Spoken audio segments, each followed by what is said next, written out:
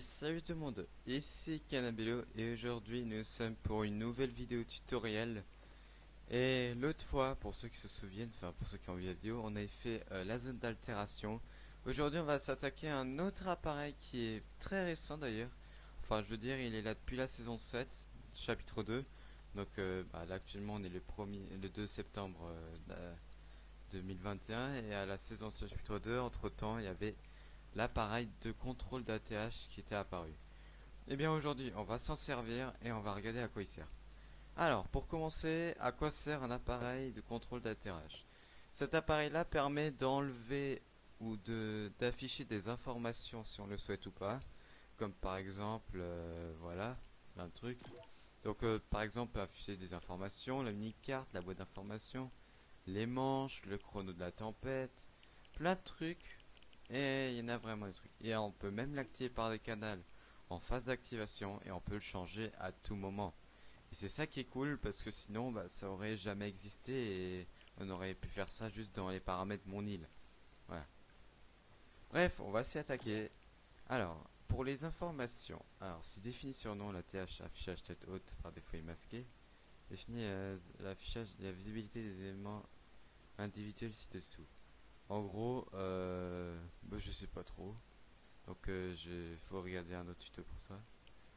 Afficher la mini-carte. Si vous mettez ne pas remplacer, ça veut dire que si vous voulez que ça veut dire qu'il y aura toujours la mini-carte ou ça dépend de vos paramètres. Si vous mettez oui, la mini-carte sera apparue même si par un autre appareil d'ATH elle n'est pas là. Et si vous mettez non, et ben pendant le jeu vous ne verrez pas la mini-carte et d'ailleurs votre position.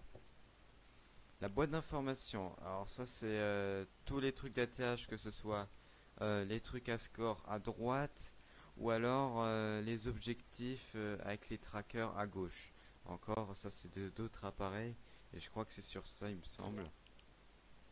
Le chrono de la tempête. Alors si vous mettez ne pas remplacer, pareil. Si vous le mettez c'est bien. Mais si vous le mettez pas, et ben vous ne verrez ni le chrono de la tempête que vous voyez à droite, ni celui que vous avez mis pendant le jeu avec la tempête. Le nombre de joueurs, bah pareil, si vous mettez non, vous ne verrez pas le nombre de joueurs. Par exemple à droite il y a un joueur parce qu'il n'y a que moi qui est en créatif, tout seul, voilà. Je suis sans amis. Non, je déconne, c'est vrai. Bon voilà, donc à une seule personne et on peut mettre non comme quoi on ne peut pas voir combien de joueurs y a-t-il. Par exemple, si vous voulez faire un battle royale furtif où vous ne savez pas combien de joueurs restants il y a, et ben vous pouvez faire ça. Afficher le nombre de joueurs, le nombre d'éliminations, excusez-moi. Alors si vous l'activez, si vous mettez oui, on pourra voir tous les kills qu'on a. Bon là j'ai 0 parce que j'ai tué personne. Et si vous mettez non, on pourra pas le voir, sauf si vous avez un sac à dos spécialisé pour les kills. Ça c'est encore autre chose. Le chrono des manches, ça c'est c'est le chrono vert que vous voyez à droite là. Donc la limite de temps et tout ça. Et on appelle ça le chrono de manche. Ou de partie, ça dépend, c'est pareil. Et voilà. Donc le chrono, si vous mettez oui, on le verra le chrono. Sinon, bah, ça mettra rien. Le détail des manches, c'est quand vous allez sur votre carte et que vous mettez tableau des scores. Et ben on pourrait voir s'il y a des trucs ou pas. Là, le menu de construction, c'est à droite, donc le bois, la pierre et le fer, ainsi que les 4 structures que vous pouvez voir. Donc ici, si vous mettez non, on pourra les faire quand même, mais ça ne s'affiche pas. Comme ça bloque pas. L'inventaire du joueur, si vous mettez oui, on pourra voir notre inventaire en allant sur jouer. Sinon, eh ben, on pourra pas accéder à notre inventaire, mais on pourra voir les armes qu'on a. Enfin, à peu près. Quasiment. Les infos des équipes, ça c'est toutes les informations avec la squad en haut à gauche. Donc quand vous êtes en trio, duo ou section ou en fort d'empoigne encore, vous pouvez voir des joueurs apparaître en haut à gauche de vous. Et bah là c'est pareil, mais sauf si vous le souhaitez l'afficher ou pas durant un mini-jeu. Les PV c'est ce qu'il y a en bas à gauche là. Donc si vous voulez que ce soit pas affiché, vous mettez non. Et voilà, ça n'affiche pas les PV. Le bouclier pareil. Afficher la barre du pass de combat. Alors la barre du pass de combat, c'est ce qui est en jaune tout en bas. Donc là où c'est marqué XP superchargé, le niveau et tout ça. Si vous souhaitez qu'on voit pas ça pendant le jeu, bah vous pouvez l'enlever. Donc les ressources de fabrication, si vous mettez oui, et que il y a une fabrication qu'on veut faire et tout ça, vous pourrez, sinon ça ne marchera pas. Voilà. Et les ressources de fabrication, c'est le bois, la pierre et le fer. Voilà. Le bois, alors, donc là on peut préciser le truc un peu. Donc on peut mettre qu'on voit pas le bois, ni la pierre, ni le métal, ni l'or. Alors les réticules, c'est encore autre chose et franchement c'est quelque chose que j'avais pas trop compris au début mais que maintenant j'ai compris. En fait les réticules, il s'agit de les cases que vous pouvez voir en bas à droite. Parce que vous avez 5 cases pour les armes, une pour les pièges et une où il y a la pioche. Voilà. Et on peut le choisir le truc. Donc soit ne pas remplacer, donc c'est pareil.